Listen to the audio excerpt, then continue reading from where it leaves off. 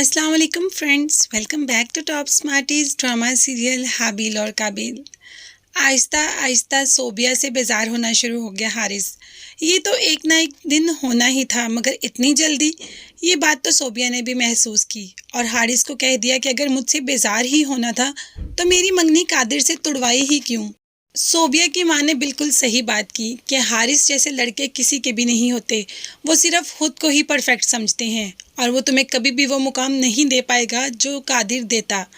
और ये बात उसकी माँ की बिल्कुल ठीक थी और आहिस्ता आहिस्ता सोबिया को ये बात समझ आ ही रही है।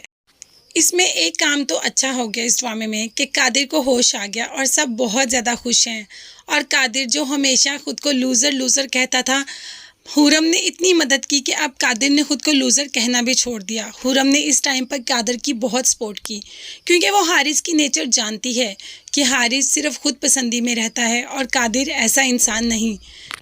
मगर फिर भी सोबिया और हारिस की हिम्मत को तो जवाब देना पड़ेगा। नाश्ते की टेबल पर ऐसे आके बैठी है जैसे कि हारिस की बीवी हो। और जैसे ही हारिस की माँ कादिर की थोड़ी सी बात करने लगी तो हारिस कहना शुरू हो गया कि मैं भी बेटा हूँ, मुझे भी कुछ खाने की चीज़ें पास कर दें। तो माँ ने कहा, क्यों, तुम्हारे सामने सब कुछ पड़ा नहीं हुआ, तुम जो चाहते हो ले लो। इस बार तो माँ ने बिल्कुल ठीक किया। यही कदम अगर वो पहले उठाती तो ऐसा ना होता। और सोबिया से तो कोई बात भी नहीं कर रहा, मगर वो इतनी हठधर्मी इंसान है कि उसको तो कोई फ़र्क ही नहीं पड़ता।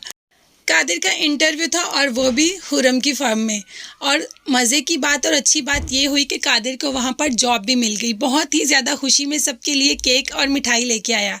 सबको अपने हाथों से ही खिला ही रहा था कि ऊपर से हारिस भी आ जाता है, मगर सबने हारिस को इग्नोर कर दिया। हारिस ने ये देखा।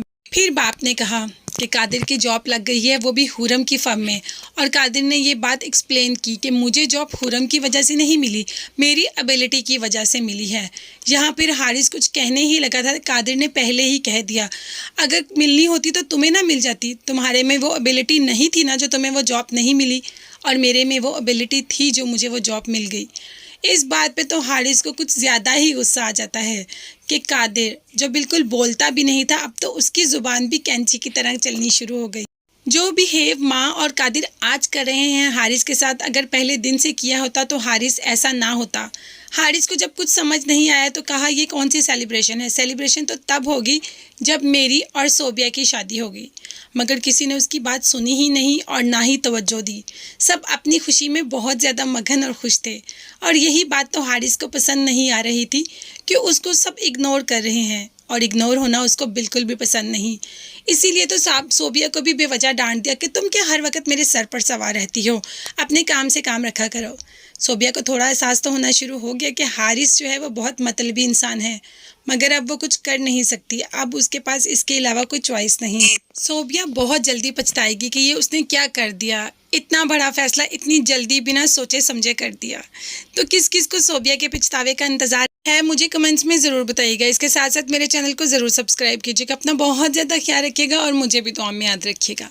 नेक्स्ट वीडियोज़ तक के लिए अल्लाह हाफिज़, बाय बाय, टेक केयर।